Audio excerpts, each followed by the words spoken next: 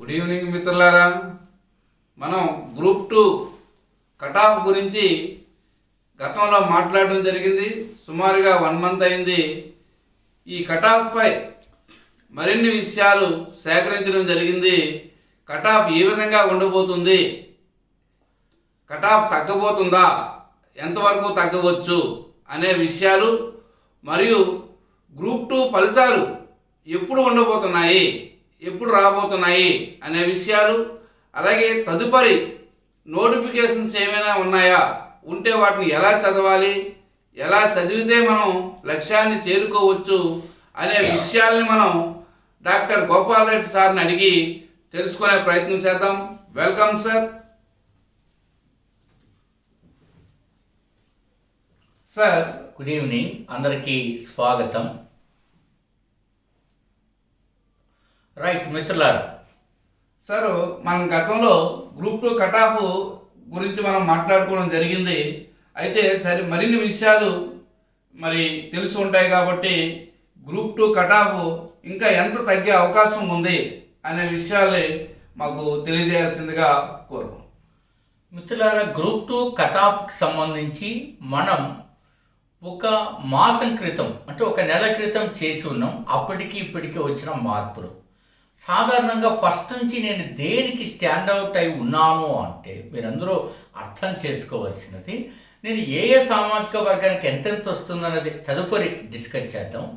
ఓవరాల్గా ఎక్కువ competition last time నేను ఎక్కడైతే చెప్పానో దానికి ఒక 5 మార్కులు తగ్గుతూ ఎలా ఉంది అంటే 168 నుంచి 190 వరకు ఉంది. అంతే 22 మార్కుల తేడాతో ఉన్నారు అందరూ. 20 నుంచి 22 మార్కుల తేడా. ఇక్కడ చాలా సామాజిక వర్గాలు లొకేట్ అయి ఉన్నారు. మొత్తం ఎక్కువ మంది ఇక్కడ లొకేట్ అయి ఉన్నారు. ఆ తర్వాత 190 నుంచి 200కి కాస్త కన్సిడరబుల్ నెంబర్ ఉంది. 200 దాటి కూడా ఉన్నారు. మీరందరూ గుర్తించాల్సింది, మనకు రమారమి ఇప్పుడు నాకు మండలాల సంఖ్య ఈ టైంలో గుర్తుకు లేకపోతే 670 సంథింగ్ అనుకుంటే, మండలానికి 3 నుంచి 5 కొంచెం బెటర్ మార్క్స్ వచ్చినట్టుగా మనకి సమాచారం. పర్టికులర్గా మన దగ్గర జాయిన్ అయి ఉంటారు కాబట్టి అందరి నుంచి నేను అన్ని మండలాలు ఇంచుమించు ప్రతి మండలం సమాచారం తీసుకున్నాను కాబట్టి అది ఉంటుంది. కాకపోతే కొందరు ఓపెన్లో వెళ్ళిన తర్వాత కొన్ని సామాజిక వర్గాలకు ఇతరత్ర కూడా వస్తుందనేది నా అంచనాగా మీరు గుర్తుపెట్టుకోవాల్సి ఉంటుంది. కట్ ఆఫ్లో ఇంకా అభ్యర్థులలో ఒకటి ఉంది మరి, ఏంటంటే ఈ మార్క్కి ఈ పోస్ట్ వస్తుందా రాదా అని చాలా ప్రెజర్ చేసి అడుగుతూ ఉంటారు. అట్లా చెప్పడం నిజంగా అంత ఈజీ కాదండి. ఇదే పోస్ట్ మీకు వచ్చేస్తుంది. పోస్ట్ దేనిపైన ఆధారపడి ఉంటుంది, జోన్ పైన ఆధారపడి ఉంటుంది, రోస్టర్ పైన ఆధారపడి ఉంటుంది, తర్వాత సెక్స్ రేషియో అంటే జంట, తర్వాత వీళ్ళు మేల్ ఆర్ ఫిమేలా, తర్వాత కేటగిరీ పీడబ్ల్యూడీనా ఈడబ్ల్యూఎస్, ఇట్లా ఎన్నో వేరియస్ ఫ్యాక్టర్స్ అందులో ఉంటాయండి. కాబట్టి మీరందరూ అర్థం చేసుకోవాల్సినది. ఇంకోటి ఉంది, ఇంతే ఉంటుంది అనే దానికంటే కూడా నేను ఇప్పుడు మీకు ఇస్తున్నటువంటి అంచనాలు వాస్తవమైనటువంటివి. ఇన్ సమ్ కేసెస్ లోయర్ అయ్యేటువంటి అవకాశాలు కూడా ఉన్నాయి. ఎందుకంటే టైం కట్ చేయకొద్దీ ఇంకా ఫైనల్కి కానీ వస్తే మళ్ళీ చాలా తగ్గేటువంటి అవకాశం కనపడుతుంది. తగ్గే అవకాశం ఎక్కువగా ఉంటుంది, ఇంకా కనపడుతుంది. కానీ మనం అర్థం చేసుకోవాల్సింది కన్సిడరబుల్ నెంబర్ కూడా ఉన్నారు అనేది మనం అర్థం చేసుకోవాలన్నమాట. అంటే ఏదో మనం ఎప్పుడు మీకు అందరూ తెలుసు వ్యూస్ కోసమో లేకపోతే ఏదో మెప్పు కోసమో చెప్పడం కాదు, ఉన్నది ఉన్నట్టు ప్రజెంట్ చేయడం అనేది ముఖ్యమైనటువంటి అంశం. తర్వాత సార్ మనకి యాక్చువల్గా మనకి గ్రూప్ 2 మెయిన్స్లో పేపర్ 1లో కానివ్వండి 2లో కానివ్వండి ఎక్కువ మార్కులు మన దీని నుంచి వచ్చాయి. దానికి మీరు ఏ విధంగా ప్రయత్నం చేశారు, ఏ సోర్స్ నుంచి మీరు ఆ విధంగా బిట్లు ఇవ్వగలిగారు అనే విషయాలు మరి ఇది ఎక్కువసేపు నేను దీని గురించి డిస్కస్ చేయను, వాళ్ళు తెలియజేయాల్సిన బాధ్యత ఉంది కాబట్టి చెప్తున్నాను. మనం స్టార్టింగ్ ఎప్పటి నుంచి అయినా సరే ప్రామాణిక పుస్తకాల నుంచినే తీసుకొస్తారు.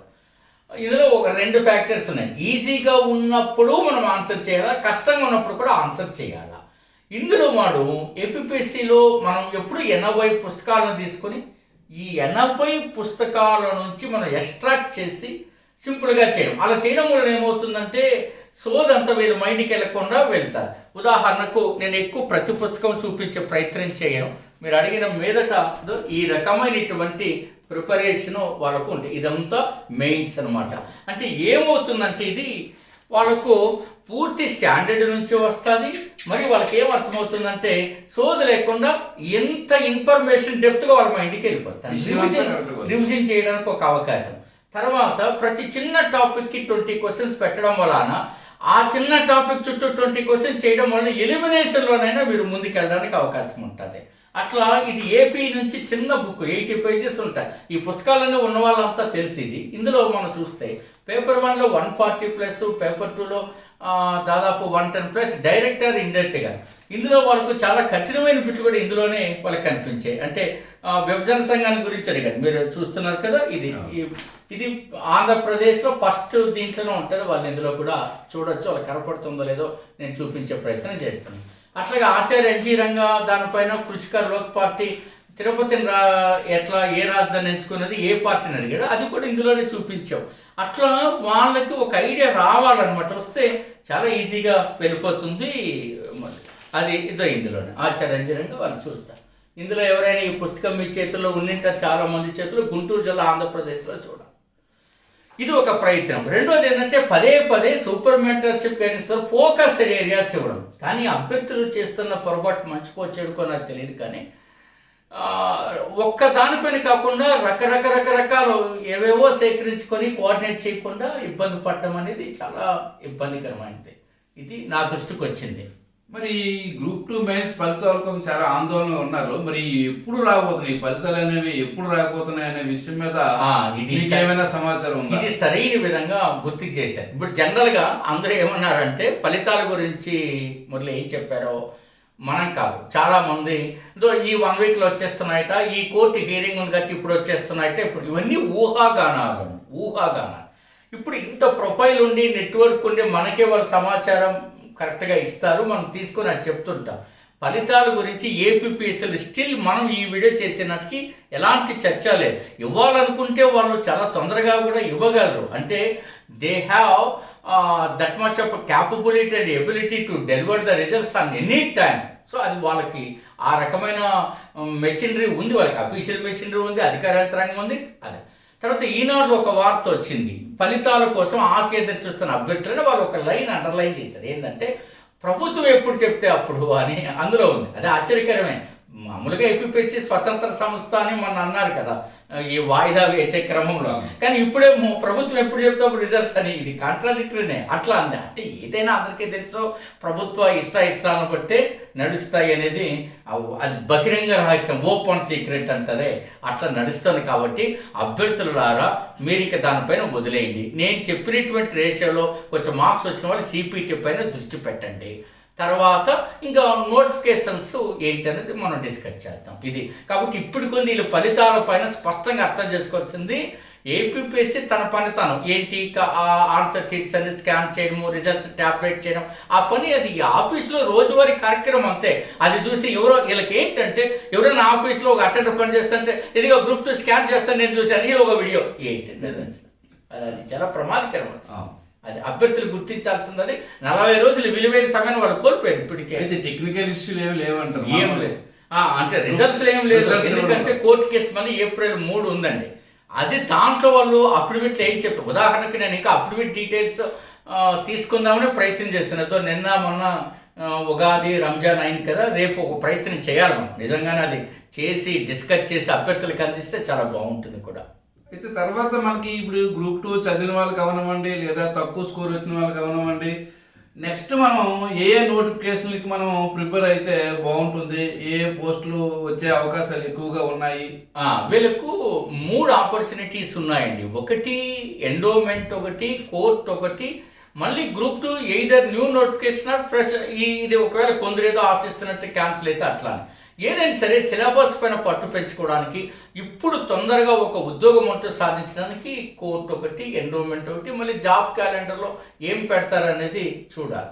మనం లాస్ట్ టైం ఎండోమెంట్లో కూడా వాళ్ళందుకే ఇంత మంచి మెటీరియల్ డాక్టర్ కట్టమూరి చంద్రశేఖర్ గారు, అవధాన్ల గారు ఇంత వాళ్ళకు తయారు చేసి ఇచ్చివ్వడం అనేది వాళ్ళు గమనించింటారు. ఇందులో వాళ్ళు తయారు చేయాలా, ఆ రకంగా లాస్ట్ టైం కూడా మనమే చేసాం అది. అప్పుడు కూడా ప్రిలిమ్స్లో 100కి 90 వచ్చాయి, మెయిన్స్లో 152 దాకా వచ్చాయి. 152 ఎందుకు వచ్చాయి? జనరల్ స్టడీస్లో కూడా ఎండోమెంట్ ఇచ్చి ఉన్నారు, అందుకని వచ్చాయి అప్పుడు.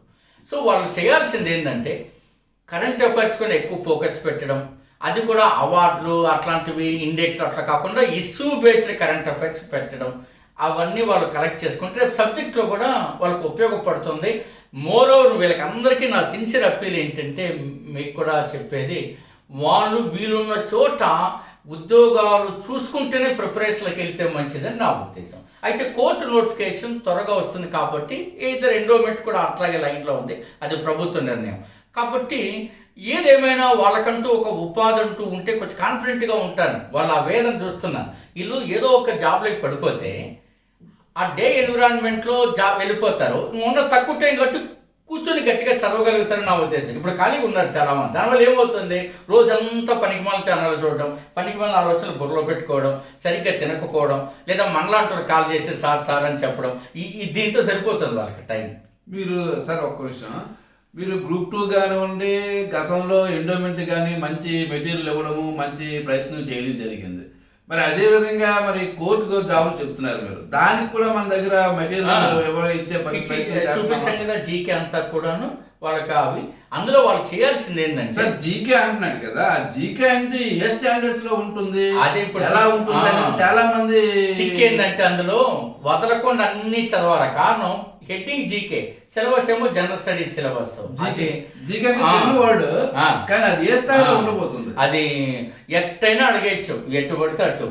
ఎందుకంటే దానిపైన ఎక్కువ ఫోకస్డ్గా వాళ్ళు ఇప్పటి నుంచి అది చదవగలగాల. మనం ఆల్రెడీ అది స్టార్ట్ చేసాం. డిస్క్రిప్షన్లో వాళ్ళకి లింక్ కూడా ఉంది.